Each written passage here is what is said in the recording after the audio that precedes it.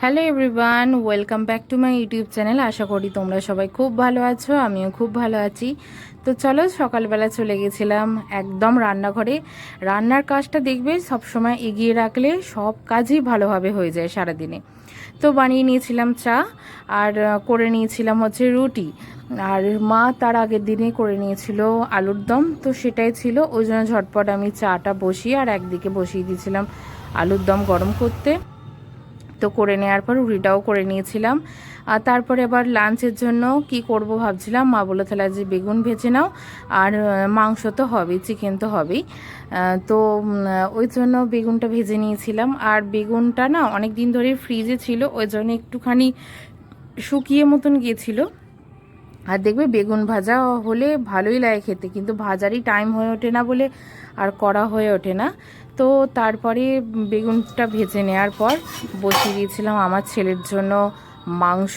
তার আগে মাংসটাকে ধুয়ে পরিষ্কার করে আর মাংসের যা যা লাগবে সেগুলোও আমি একদম ভালো করে কেটে ধুয়ে একদম সব কিছু বাটা মশলা করে একদম রেডি করে রেখে দিয়েছিলাম। মা মাংসটা করবে, আমাকে করতে হবে না।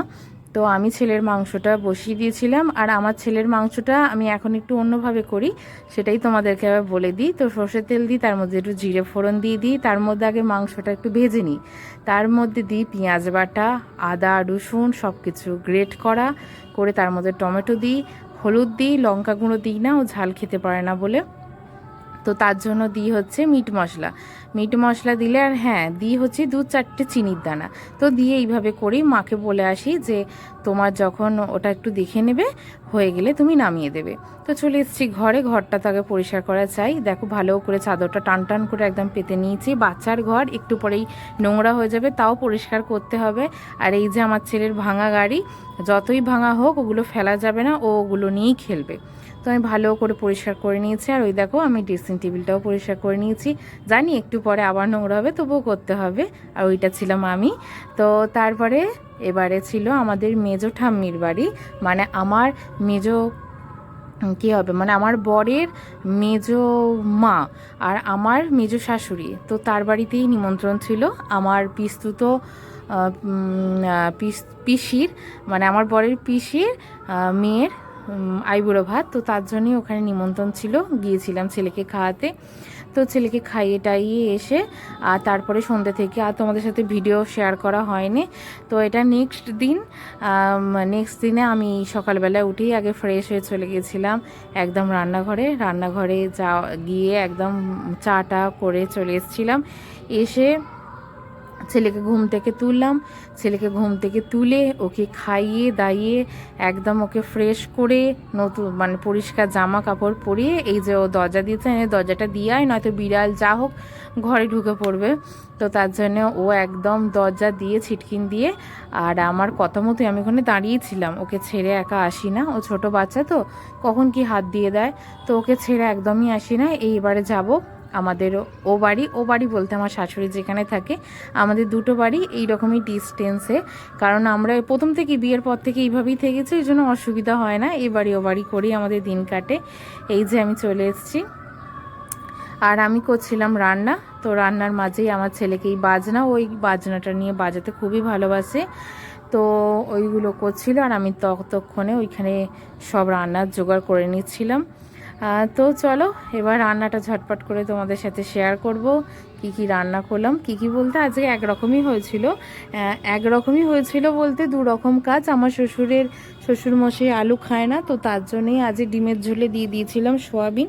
তো সোয়াবিনটা দিলে আমার শ্বশুরমশাই সুবিধা হয় কি, উনি তো আলু খায় না, তো তার জন্য ওনার কোনো অসুবিধা হয় না। তো আগে ডিমটা আমি প্রেশারেই সেদ্ধ করি বলতে কি বলো তো, 4-5টা সিটি দিলে আমার বেশ ভালো করে ডিমটা সেদ্ধও হয়ে যায়। আর বাটিতে ডিম সেদ্ধ করা যায়, কিন্তু বাটিতে সেদ্ধ করলে আমার বড্ড ডিম ফেটে যায়। তো ওই জন্য আমি এইভাবেই করতে অভ্যস্ত। তো প্রেশারেই ডিমটা সেদ্ধ করে নেওয়ার পর এবার আমি ডিমের ঝোলটা কিভাবে রান্না করছি চলো তোমাদের চটজলদি একটু দেখিয়ে দিই। প্রথমে ডিমগুলোকে ভেজে নেব। আর ডিমগুলোকে ভেজে নিয়েছি হচ্ছে সাদা তেল আর সর্ষের তেল, দু রকম তেল দিয়ে আজ করেছি, একটু ফ্লেভারটা একটু অন্যরকম আছে।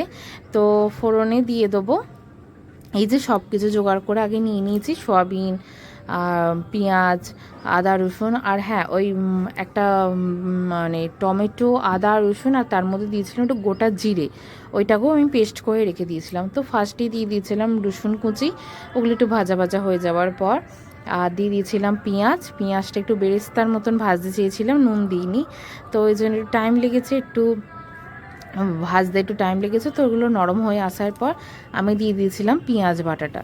তো পেঁয়াজ বাটাটা ভালো করে একদম ভেজে নিতে হবে, বেশ তেল ছেড়ে আসছে, তখন এক এক করে সব রকম মশলা দিয়ে দেবো। তো এই যে পেঁয়াজটা অনেকক্ষণই টাইম লাগে, একটু পেঁয়াজ বাটা দিয়ে যে জলটা বেরোয় না, ওটা একটু শুকোতেও টাইম লাগে। তো ওগুলো হয়ে আসার পর আমি এক এক করে সব মশলা দিয়ে দেবো। তো এই যে দিয়ে দিলাম, দেওয়ার পরে হচ্ছে এবারে দেবো ওই যে টমেটো, আদা রসুন জিরে যে পেস্ট করে রেখে দিয়েছিলাম, সেটাই এবার ওর মধ্যে আমি দিয়ে দেবো। এই যে এই পেস্টটা আমি ওর মধ্যে পুরোটা ঢেলে দেবো।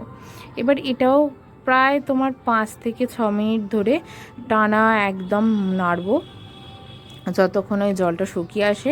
তো তার মধ্যে দিয়ে দেবো এক এক করে হলুদ, নুন। আমি কিন্তু এতক্ষণ নুন ইউজ করিনি, এই এতক্ষণে নুন দিলাম, আর একটু দিয়ে দিয়েছিলাম মিট মশলা, একটু ফ্লেভারটা একটু অন্যরকম আছে, তোমরা একবার এইভাবে করে দেখো, ভালোই লাগবে। আর দিয়ে দিয়েছিলাম একটু কাশ্মীরি লঙ্কা গুঁড়ো, আর দিয়ে দিয়েছিলাম সস। তো এগুলো দিয়ে ভালো করে এখন কষাবো, যতক্ষণ না ভালো করে একদম শুকনো শুকনো হয়ে আসে মশলাটা, ততক্ষণ ধরে কষাবো।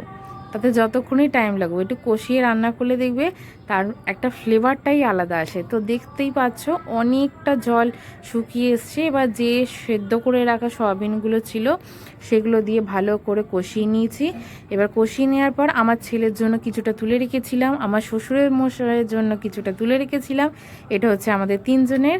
তো এই দেখো ভাত এদিকে হয়ে গেছে, যেগুলো আজ রান্না করেছিলাম। আর এইটা হচ্ছে আমার ছেলের ডিমের ঝোল, মানে কষা কষা টাইপের, এটা আমার শ্বশুর মশাইয়ের হচ্ছে, আর এটা আমাদের। তো করে আসার পর এবার যাব ছেলেকে স্নান করতে। আমার শাশুড়িকে দিয়ে ছেলেকে চুল কাটিয়ে নিয়ে এসেছিলাম, তো আর চুল কাটতে যেতে হয়নি। তো এই যে চান টান করিয়ে এবার এই যে রান্নার কালারটা দেখতে পাচ্ছি কতটা দারুণ হয়েছে। তো এবার ছেলেকে খেতে বসিয়ে দিয়েছি, এই যে ওর খাবার, ও ঝটপট আজ সোনা বাবার মতন খেয়ে নিয়েছে। এবার আমিও খেয়ে নিয়েছি, ওকে খাওয়ার পর আমি খেয়ে নিই, কারণ টাইম লাগে, ওকে খাওয়াতে খাওয়াতে অনেকটাই টাইম লাগে। তো আমিও ওই জন্য আমিও খেয়ে নিই। মা বাবা পরেই খেয়েছিল, বাবা তখন সবেমাত্র বা ঘরে এসেছিল। তো তারপর বিকালবেলা তোমাদের সাথে দেখা হচ্ছে। গুড আফটারনুন এভরিওয়ান, কী করছো সবাই? তো এই সারাদিনের পর এই একটু টাইম পাই নিজের জন্য।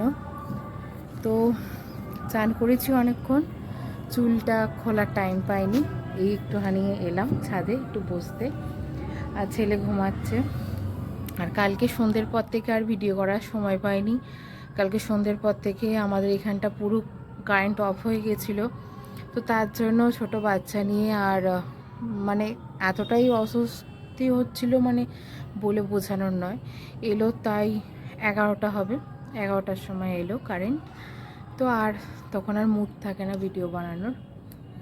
সবাই ভালো থেকো, সুস্থ থেকো, আবার কথা হবে তোমাদের সাথে। ভালো লাগলে অবশ্যই লাইক, শেয়ার আর সাবস্ক্রাইব করে দিও। টাটা।